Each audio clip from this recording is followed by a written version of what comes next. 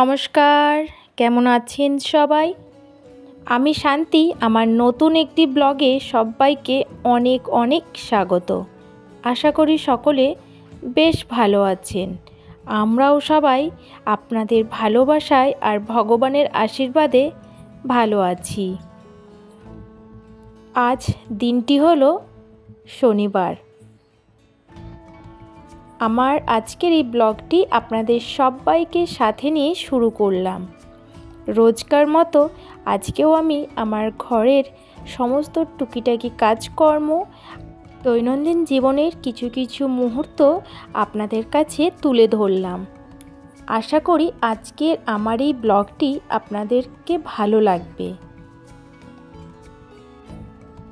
আর যেখান থেকে আমার এই ব্লগটি দেখছেন সবার জন্য থাকলো অনেক অনেক ভালোবাসা। আমাদের এদিকে কিন্তু গরমটা বেশ ভালোই পড়েছে। গত দুদিন ধরে রাত্রেই দেখছি শুধু ঠান্ডা ঠান্ডা লাগছে, আর ওই ভোরটাও একটুখানি ছ্যাঁক ছ্যাঁক করে গাটা। আপনাদের ওই দিকের ওয়েদারটা কেমন আমায় কিন্তু জানাবেন। আচ্ছা, আপনাদেরও কি এইরকমই গরম পড়েছে, নাকি আপনাদের ওই দিকের ওয়েদারটা খুব ভালো আছে? আমার তো মেয়ের এক্সামটা শেষ হয়ে গেছে, তাই এখন আমি একটু প্ল্যান করেছি যে কিছুদিন বাপের বাড়িতে গিয়ে থেকে আসব, আর যদি সম্ভব হয় কাছে পিঠে কোথাও একটু গিয়ে ঘুরে আসব। আসলে রোজ ওই একই রকম ভালো লাগছে না, কেমন যেন একটা একঘেয়েমি চলে এসেছে। মাঝে মাঝে মনে হয় সব কিছু থেকে একটু দূরে যাই, একটু রিল্যাক্স, একটু এনজয়, কিংবা দূরে কোথাও যেখানে কাজের কোনো প্রেশার নেই, যেখানে নেই কোনো টেনশন। আর 1-2 দিনের জন্য ছুটি যদি পাওয়া যায় তাতে মন্দ কিসের, তাই না? বেটুর জন্য ওর পাপা আঁক এনেছে, তো বলছে যে এইরকম আঁকটা নিয়ে আসলাম, বেটুকে একটুখানি ছাড়িয়ে খাওয়ানো শেখাও। আমার তো মনে হয় না বেটু এই আঁকগুলো খেতে পারবে বলে, কোনোদিনও তো চেবায়নি। ডাঁটাগুলোও চেবাতে চায় না, লাউ ডাঁটা, সন্নে ডাঁটা, কুমড়ো ডাঁটা, কোনো ডাঁটা, ও ডাঁটা জিনিসটাই মানে চেবানো জিনিসটাই ওর পছন্দ না।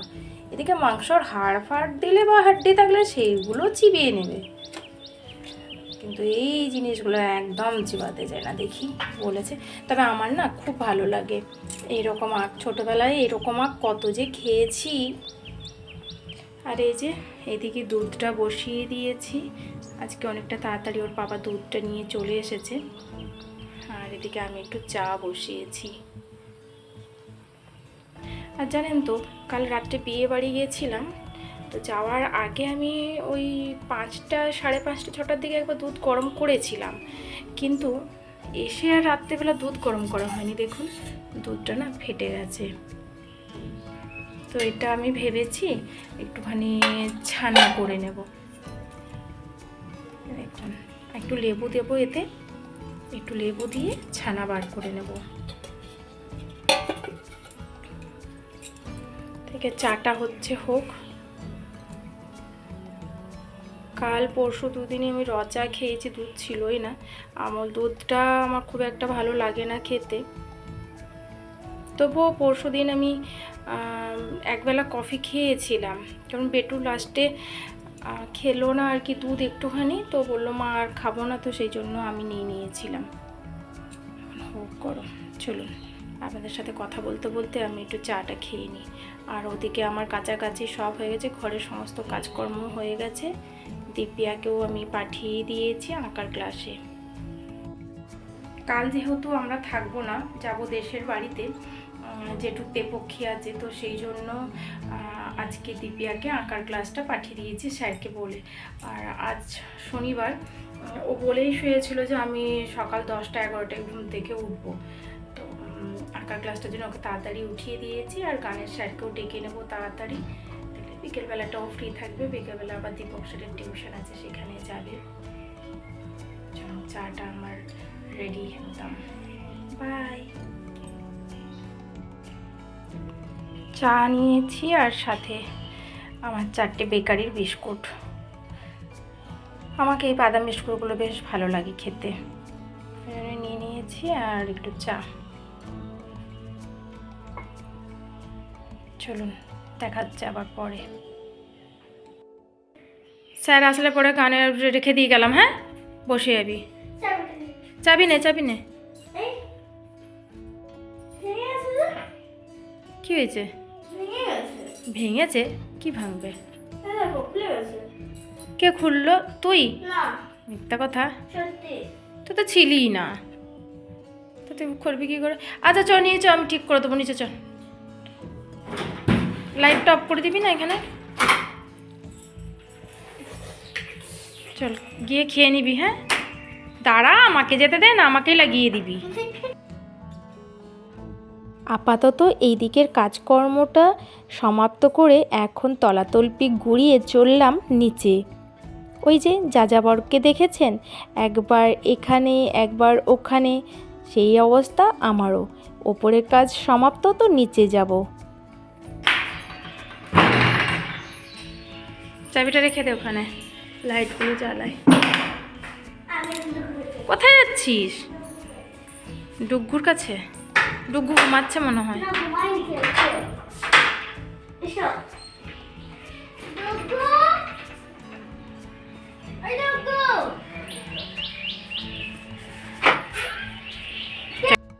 চলুন ও খেলুক, আর আমি এখন রান্নার কাজে লেগে পড়ি।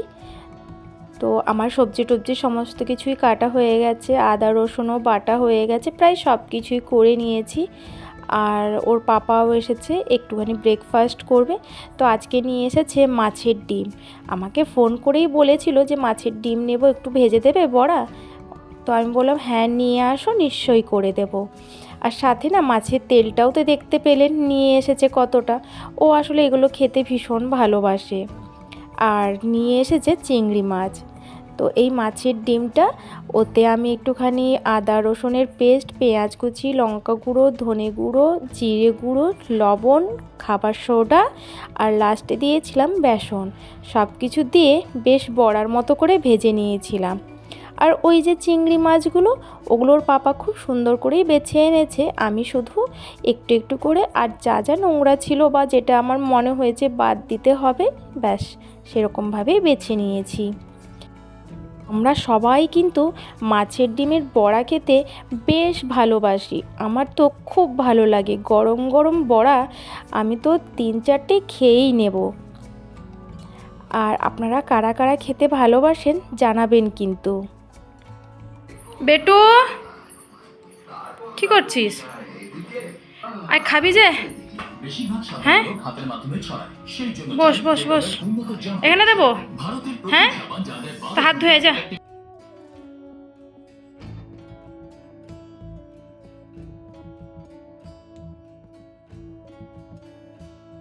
আর ওই চিংড়ি মাছটা তো দেখতেই পেলেন, ঝিঙে দিয়ে আলু দিয়ে একটু ঝোল করেছিলাম। এইদিকে আমাদের সবার লাঞ্চ হয়ে গেছে, একটুখানি কাজ ছিল রান্নাঘরে, সেই সব গুছিয়ে এখন আমি চললাম আবার ওপরে। এদিকে কাজকর্ম কমপ্লিট হলো, এখন বাজে 3টা। এরপর ওপরে যাচ্ছি, এখন গিয়ে মেয়েকে রেডি করব।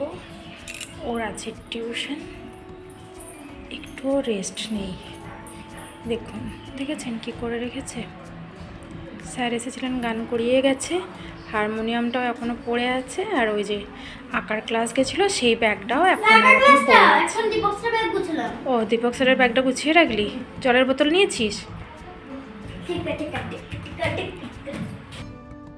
জানেন এই রকম চিংড়ি মাছগুলো দেখলেই না আমার মালাইকারি খেতে বড্ড ভালো লাগে। ইচ্ছে হয় একটু মালাইকারি করি, কিন্তু জানেন তো আমি পছন্দ করলেও আমার মেয়ে বা আমার হাজব্যান্ড কেউই কিন্তু মালাইকারিটা খুব একটা পছন্দ করে না। মালাইকারি করে দিলে ওই নাক ছিটকাবে, আর খাওয়ার সময় একটু যেন অফেন্ডেড বা পছন্দ হয়নি বা তৃপ্তি করে খাচ্ছে না, এই জিনিসটা বোঝা যায়। তো সেই জন্য না আমি আর মালাইকারিটা করি না। যখন গেস্ট আসে বা কোনো অনুষ্ঠান থাকে তো সেই ক্ষেত্রে বা সেই পারপাসেই আমি শুধু বানাই। তা না হলে মালাইকারিটা বানানোটা এখন আমি ছেড়েই দিয়েছি, কারণ একার জন্য বানিয়ে খাবো সেই রকম মন মানসিকতা নেই, আর একার জন্য ভালোও লাগে না। যেটা করব সবাই খাবো। আর এইদিকে মেয়ের চুলে না একটু তেল দিয়ে দেব। আসলে 2-3 দিন হয়ে গেল শ্যাম্পুটাই দেওয়া আছে, বিয়েবাড়িগুলো ছিল তো সেই জন্য আমি ভাবলাম থাক দেব না, বিয়েবাড়িটা হয়ে যাক তারপর তেল দেব। আর আজকে এই যে ভালো করে চুলটাই তেল দিয়ে দিচ্ছি, আর কালকে সকালবেলা ওকে শ্যাম্পু করাবো, শ্যাম্পু ট্যাম্পু করিয়ে তারপর দেশের বাড়িতে যাব। আর এদিকে দেখবেন আমার মেয়ে দেখুন শুধু হাই তুলবে। ওই যে চুলটায় ওর হাত দিয়ে দিচ্ছি, মাসাজ করে দিচ্ছি, ওটা ওর আরাম লাগছে। ও তো ঢুলছিল মাঝখানে বসে, আর দেখুন শুধু বড় বড় হাই তুলবে। আমি ওকে জিজ্ঞেস করছিলাম, বেটু তোর কি ঘুম লাগছে? বলছে হ্যাঁ মা, তুমি এত সুন্দর করে দিচ্ছ, আমার ভীষণ ঘুম পাচ্ছে। কিন্তু ওই যে ও শুতে পারবে না, কারণ তখন তো প্রায় 3:30 মতো বেজেই গেছে। তো আর স্যার তো আজকে 4টের সময় ডেকেছেন, তো কিছুক্ষণ পরেই ও বেরিয়ে যাবে। এখন ঘুমোলে আর উঠতে পারবে না, তো সেই জন্য ওকে বললাম যে আর ঘুমোতে হবে না সোনা, তুমি একটু জেগে থাকো, নাহলে তুমি টিউশনটা যেতে পারবে না। তো সেই জন্য আর ও ঘুমোলো না। আর এদিকে চুলটা বেঁধে দিয়েছি, একদম রাত্রেবেলা আসলে তারপর চুলটা খুলবো। আর ওর সব থেকে যেটা বড় সমস্যা, একদম ও না চোখের যে চশমাটা পরে সেই চশমাটাও নিজে কিছুতেই পরিষ্কার করবে না। তো সেই চশমাটাও আমি 2-3 বার করে পরিষ্কার করে দিই। আর ওকে রেডি করে তারপর আমিও রেডি হয়েছি, একটু যাব বাজার। কেন যাচ্ছি সেটা কিন্তু আপনারা জানতে পারবেন। হ্যাপি বিস্কুট নিয়ে, হ্যাঁ বিস্কুটটা খেলে পেট ভরে যাবে? তো জোরে সাউন্ড আসতে করো টিভির, তো জোরে সাউন্ড, কেউ ডাকলে তো শুনতেও পাবো না। না এটা আসতে, খেজুরটা খেয়ে নেবে। হ্যাঁ কর্নফ্লেক্স দেবো কি একটুখানি? ঠিক আছে তবে না, তাতে করে খেয়ে তারপরে বাজারে গেছিলাম, কিছু জিনিস নিয়ে এসেছি, আপনাদের সাথে একটু শেয়ার করি। গেছিলাম তো একটা কাজে, কিন্তু কোনো কাজই আমার হলো না, লাস্টে এই জিনিসগুলোই কিনে আনলাম। নিয়েছি একটা লিপ লাইনার, আমার লিপ লাইনারটা আর শেষ হয়ে গেছিলো, মানে আর ভালো লাগছিল না আর কি, তো সেজন্য একটা লিপ লাইনার নিলাম। আর নিয়েছি 2টো ক্লিপের পাতা, একটা এটা হচ্ছে আমার মেয়ের জন্য, ওর তো ছোটো ছোটো চুল, মানে চুলটা খুব পাতলা, আর এটা নিয়েছি আমার জন্য আর কি। আর নিয়েছি এই যে এই একটা চুল, এই মা মেয়ে দুজনেরই হয়ে যাবে। ভালো হয়েছে জানাবেন তো। এইটা আমার খুব পছন্দের, এরকম আমার কাছে না হলো, আমি আমার বেটু যখন অনেক ছোট ছিল তখন থেকেই আমি ওকে এটা ইউজ করাচ্ছি। তো এটা নষ্ট হয়ে গেছিলো, সেই জন্য আরেকটা নতুন কিনে আনলাম। ভাবি রোজই বাজারে যাব কিনবো, কিন্তু বাজারে গেলে কিছু না কিছু কাজ পড়ে যায়, ওর পাপার আর কেনাও হয় না। আর নিয়েছি 2টো জিনিস, ফ্লাওয়ার। এই ফ্লাওয়ারগুলো কেমন হয়েছে বলবেন তো, আমি আরও নেব বলে এসেছি, তবে এই 2টোই আপাতত নিয়েছি।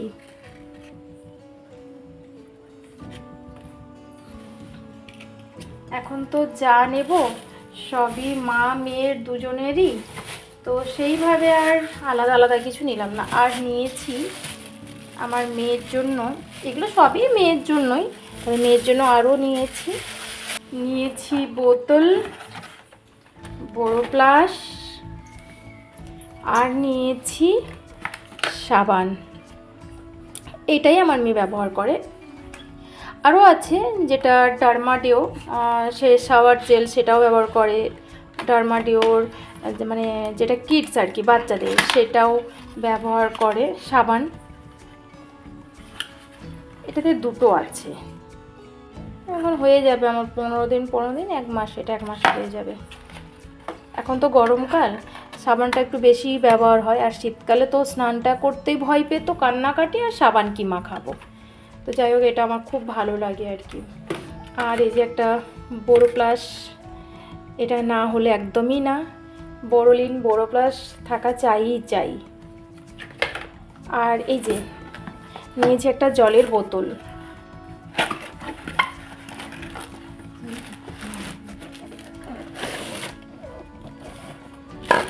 দেখুন তো বোতলটা কেমন হয়েছে। স্কুল যাওয়ার জন্য বিশেষ করে নিলাম আর কি, এই জলের বোতলটা স্কুল যাওয়ার জন্য বিশেষ করে নিয়েছি। থার্মোওয়্যার এটা। তো এই যে ভেতরটা আশা করি দেখাতে পেরেছি, বোঝাতেও পেরেছি। তো এই কালারটা কেমন হয়েছে বোতলের, আর বোতলটা কেমন হয়েছে জানাবেন। আমার তো ভীষণ ভালো লেগেছে, আশা করি আমার মেয়েরও খুব ভালো লাগবে, ওর এই জিনিসগুলো একটু বেশি পছন্দ আর কি। তো আজকের মতো ব্লগটি আমি এখানেই শেষ করলাম। দেখা হবে আগামীকাল আবার একটি নতুন ব্লগ নিয়ে। সবাই ভালো থাকবেন, সুস্থ থাকবেন, দেখা হচ্ছে আগামীকাল। বাই।